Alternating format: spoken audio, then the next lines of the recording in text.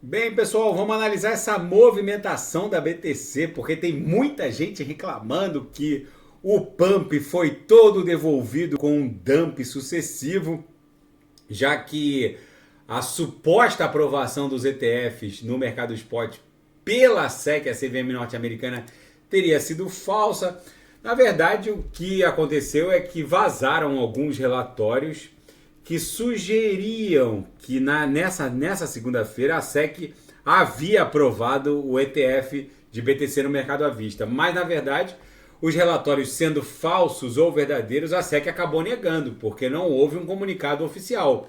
Embora todos saibam que a Grayscale ganhou um aval judicial para transformar a Grayscale Trust de capital aberto, que é uma empresa de propósito específico que tem como finalidade única no seu objeto social é comprar BTC, justamente porque ela precisou contornar juridicamente a proibição da SEC de um ETF de BTC no mercado à vista.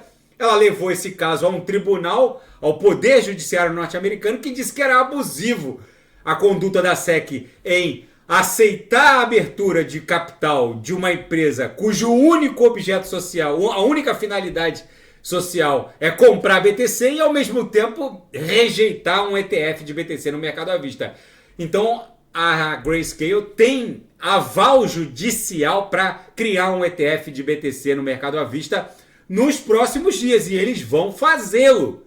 É óbvio que agora a SEC está numa sinuca de bico, porque se ela negar os pedidos de ETF no mercado à vista da BlackRock, da Fidelity, da Citadel e por aí vai, gigantes fundos previdenciários que administram dezenas de bilhões de dólares, alguns centenas de bilhões de dólares, ela estaria afrontando o primado mais valioso do ordenamento jurídico norte-americano, que é a livre concorrência. Deixaria basicamente a Grayscale sozinha ofertando um ETF no mercado spot, o que obviamente afronta por si só todo o ordenamento jurídico norte-americano. Então é bem provável que esses relatórios tenham algum fundo de legitimidade, mas a SEC, obviamente, como não fez um comunicado oficial, acabou negando.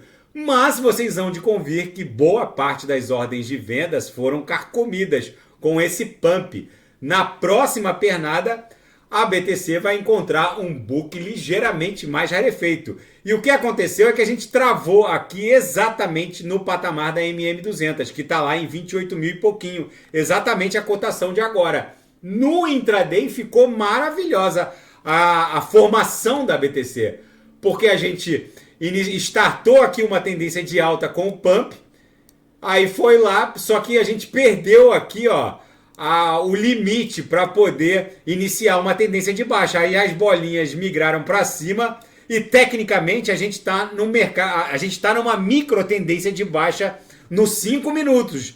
Isso aqui é nos 5 minutos. Agora, se a gente pular para 4 horas, vamos lá para 4 horas, a tendência de alta está forte. E agora que a gente estressou a aresta superior, é bem provável que a BTC fique namorando isso aqui por um tempo, até furar definitivamente 30 mil e startar aquela pernada que vai ser a onda 1, que vai ter por alvo final algo entre 30 e 31.804. Daqui a pouco eu volto. Vou fazer BTC no fim de tarde, vou ver se dá tempo para fazer Kusama, que tem muita gente pedindo, Avax, Solana eu acabei de fazer, e quem quiser sugerir alguma análise, é só colocar nas mensagens abaixo. Grande abraço, até daqui a pouco.